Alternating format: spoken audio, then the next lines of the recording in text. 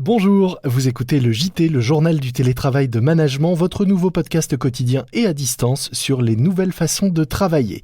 Je suis Lomique Guillot, rédacteur en chef du magazine Management, et je suis ravi d'être avec vous pour ce nouvel épisode. Comme tous les jours, nos entretiens sont enregistrés via Skype. Vous excuserez donc le son pas toujours au top et les quelques coupures de liaison que l'on peut avoir, mais nous espérons que ça vous empêchera pas de profiter de nos conseils et témoignages.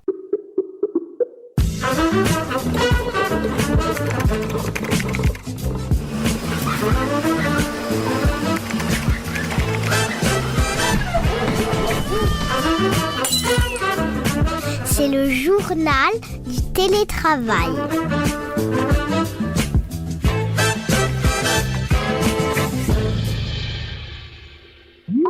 Aujourd'hui, j'ai le plaisir d'accueillir Anaïs Georgelin, fondatrice de la start-up bordelaise So Many Ways, qui depuis 2016 accompagne les personnes en transition professionnelle et propose des études prospectives sur l'avenir du monde du travail. Bonjour Anaïs. Bonjour. Alors si j'ai voulu vous donner la parole aujourd'hui, c'est parce que vous avez rédigé une tribune plutôt intéressante sur le télétravail, sauf que contrairement aux conseils que nous donnons tous les jours dans ce podcast pour mieux télétravailler, vous avez voulu vous lister toutes les façons de faire rater le télétravail. Alors avant de lister ces mauvaises pratiques qui sont autant de contre-exemples à ne pas suivre, donc pourquoi est-ce que vous avez imaginé cette liste ? Qu'est-ce qui a déclenché cette idée de faire cet inventaire des mauvaises pratiques ? Écoutez, la vraie vie en fait, j'ai pas eu à chercher bien loin, on va dire que les anecdotes me sont arrivées toutes seules. Chez So Many Ways, comme vous le disiez en introduction, on accompagne entre autres des particuliers qui sont en questionnement professionnel. On ne s'est pas arrêté pendant la période particulière que nous vivons. Et du coup, nos participants nous racontent leurs mésaventures de télétravail. Donc je ne suis pas allée chercher bien loin, c'est ce qu'on nous dit au quotidien à mon équipe et à moi-même. Si on peut faire un petit peu cet inventaire, ce bêtisier du télétravail, par quoi est-ce qu'on commencerait ? Qu'est-ce qu'est le premier truc à ne pas faire ? Le premier élément qu'on a mis, c'est trop parler à ses équipes. On pourrait penser au contraire qu'il faut sans arrêt maintenir un lien, même de façon artificielle, avec les gens quand ils sont éloignés. Et a priori, vous dites que oui, il faut un lien, mais pas trop. Oui, pas trop. Surtout quand c'était pas notre habitude auparavant. Là, l'anecdote, l'histoire vraie qu'il y a derrière ça, c'est une personne qui nous racontait que son manager, par temps de confinement, avait invité toute son équipe à 3 réunions par jour. Pas par semaine, par jour. À 9h, à 14h et à 19h. Derrière ça, certainement, l'envie de s'assurer que tout le monde travaille bien, que personne n'est en train de se tourner les pouces. Et ça nous a fait beaucoup rire, d'un rire peut-être un petit peu jaune. Un manager qui, comme beaucoup, peut-être a un petit sujet de confiance, qui ne se règle pas, comme par magie, par période de confinement, et qui, au contraire, peut amener à ces pratiques un petit peu surdimensionnées, on va le dire comme ça. Donc trop de communication égale malheureusement souvent trop de contrôle. En tout cas, il faut bien se poser la question de pourquoi on communique. Ça va rejoindre mon deuxième point. Ça ne veut pas dire qu'il ne faut pas communiquer. Je pense que c'est très important dans cette période-là de maintenir le lien avec les équipes, mais pas pour fliquer, pas pour contrôler, pas parce qu'on n'a pas confiance, mais à l'inverse parce qu'on a envie de prendre soin des gens, parce qu'on a envie de s'assurer que tout va bien. Et c'est la démarche même en tant que manager finalement de notre action qu'il faut interroger avant de mettre en place trop de dispositifs pour les mauvaises raisons. Et alors vous disiez donc le point 2, c'est l'inverse. Oui, c'est ne plus parler à ses équipes. Ça, c'était un jeune homme qui nous racontait, qui suit un parcours chez nous en ce moment, que au bout de 10 jours de confinement, il avait des tonnes et des tonnes de mails de son manager, peut-être même plus que d'habitude, c'est même sûr. Mais pas une seule fois, il avait entendu sa voix, puisque son manager, tout simplement, ne l'appelle pas, n'organise pas de réunion d'équipe. Alors, c'était une entreprise où déjà les réunions formelles d'équipe existaient assez rarement. Et là, finalement, par temps de confinement, c'est encore pire. On ne se parle plus, tout simplement, ce qui est peut-être le deuxième écueil, l'extrême inverse de mon premier point à éviter. Et alors vous dites entre les deux, il y a un juste milieu à trouver. Peut-être vous conseillez 3 visios par semaine, c'est ça ? Oui, alors c'est la pratique qu'on met en place aussi avec notre équipe. À savoir que nous étions déjà habitués à travailler à distance, puisqu'on est entre Paris, Bordeaux et Lille. Avant le confinement, on avait une réunion d'équipe par semaine, ce qui ne nous empêchait pas de communiquer et d'échanger le reste du temps. Là, comme la période est particulière, qu'elle demande d'agir, de réagir plus vite que d'habitude, comme elle demande aussi de prendre davantage soin les uns des autres. On a mis 3 visios par semaine.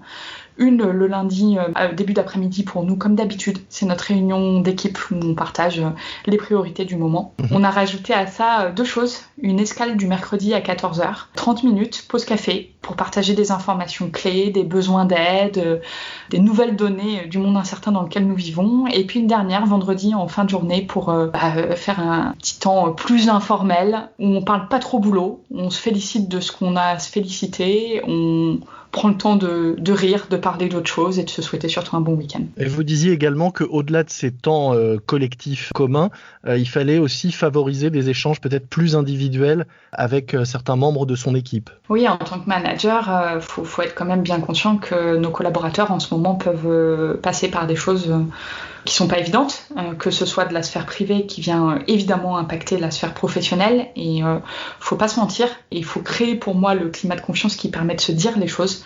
Je pense que tout le monde est beaucoup plus à l'aise quand on ne se ment pas sur des sujets. Encore ce matin dans mon équipe, c'est arrivé quelqu'un qui avait un souci personnel. Je suis bien contente qu'elle me le dise et qu'on acte ensemble qu'elle travaille pas aujourd'hui, parce que c'est pas possible en fait dans la situation actuelle. Donc je pense que dans ce moment-là, c'est encore plus important, et qu'il y a aussi autre chose, c'est que tous les collaborateurs ne sont pas très à l'aise avec des priorités qui peuvent changer rapidement, qui peuvent se retrouver perdus dans ce qu'ils doivent faire, et qu'ils n'oseront pas forcément le mentionner dans les temps collectifs, ou bien spontanément même décrocher le téléphone et dire ça ne va pas. Donc en tant que manager, nous ce qu'on préconise, c'est d'essayer d'appeler chacun des collaborateurs individuellement en cette période particulière toutes les semaines. Ça peut être un quart d'heure, comme ça peut être 1 heure pour certains si ça le nécessite, mais ça me semble être un investissement absolument nécessaire du manager dans cette période. Pour revenir aux bêtisiers et aux mauvaises pratiques ou choses à ne pas faire, votre 3e point, c'était ne pas pinailler.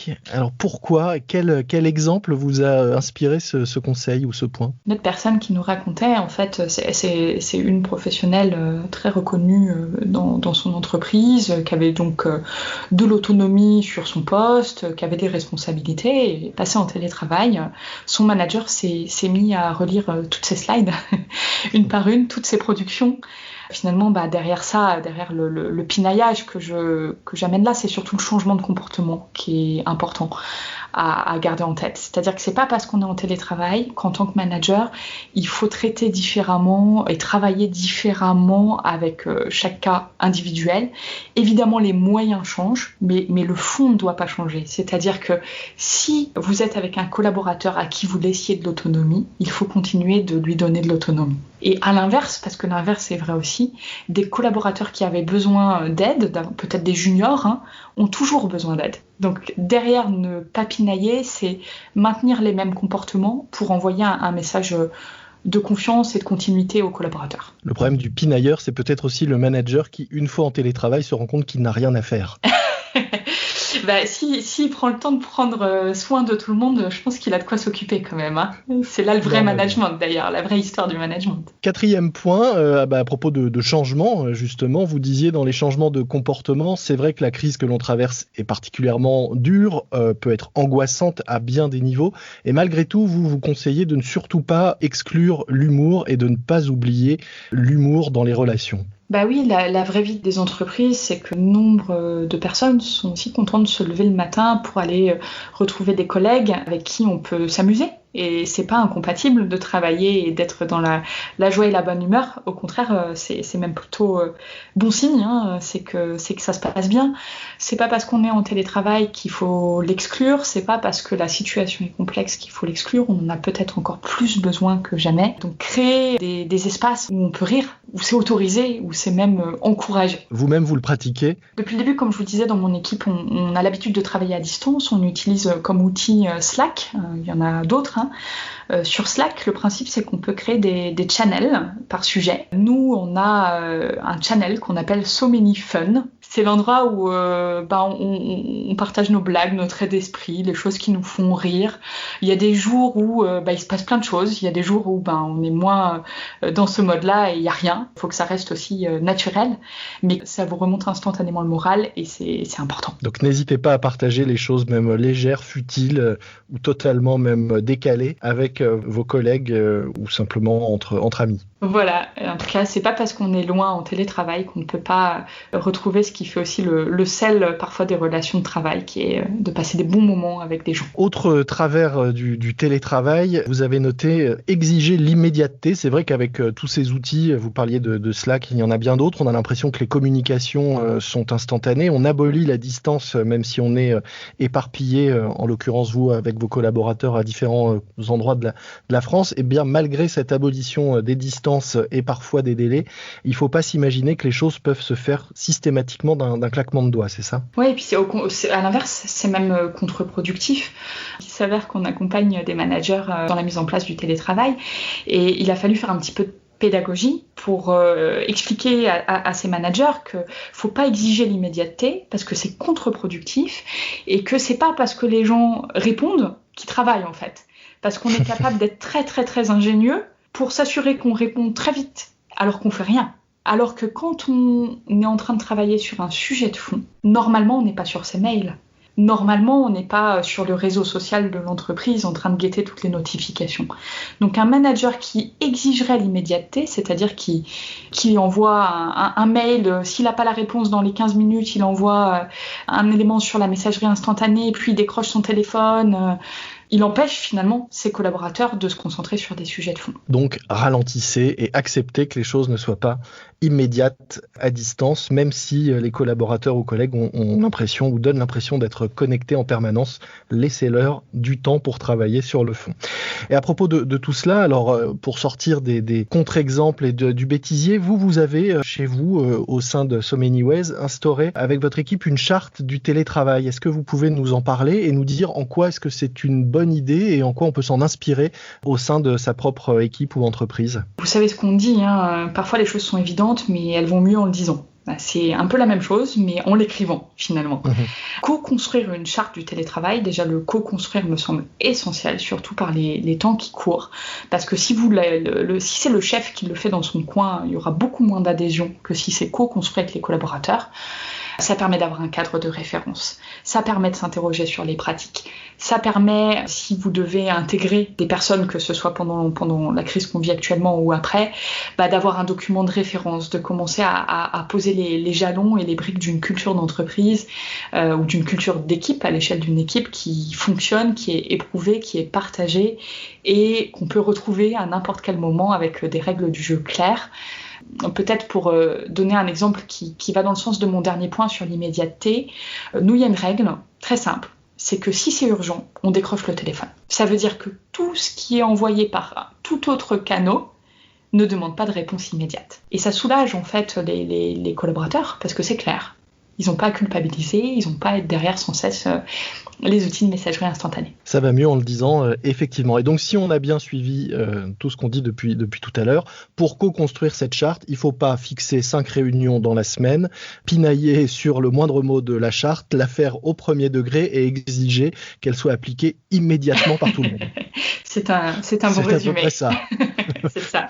Est-ce qu'il y a d'autres choses qu'on a oubliées, d'autres choses absurdes que vous avez pu voir dans la mise en place du télétravail chez certains de vos partenaires, clients ou simplement dans l'écosystème dans lequel vous gravitez ? Parmi le trop de rendez-vous, il n'y a pas que le 3 fois par jour. Il y a aussi tous les jours à 18h30. Alors pour tous les gens qui en ce moment gardent des enfants, autant vous dire que c'est pas très adapté. On a aussi à l'inverse le manager qui lui garde des enfants. Du coup, il ne veut appeler les collaborateurs qu'avant 8h du matin. Donc ça se comprend quelque part que cette personne se dise c'est le seul moment où je peux faire ça.